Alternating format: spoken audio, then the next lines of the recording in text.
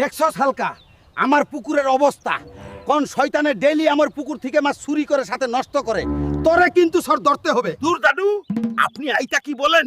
আপনি শুধু দেখতে থাকুন, আপনার মাস্টার আমি কিভাবে ধরি। আপনি শুধু টাকাটা রেডি রাখেন। আইটা আমি কি শুনলাম?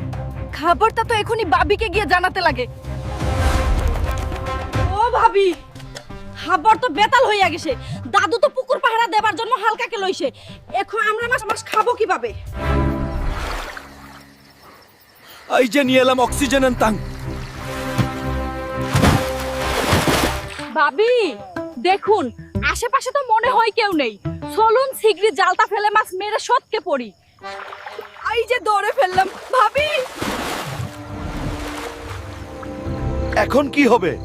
খেলা তো হবে সকালে। দাদু, আই নাও তোমার মাস্টার, এখন আমার টাকা দেও। টাকা?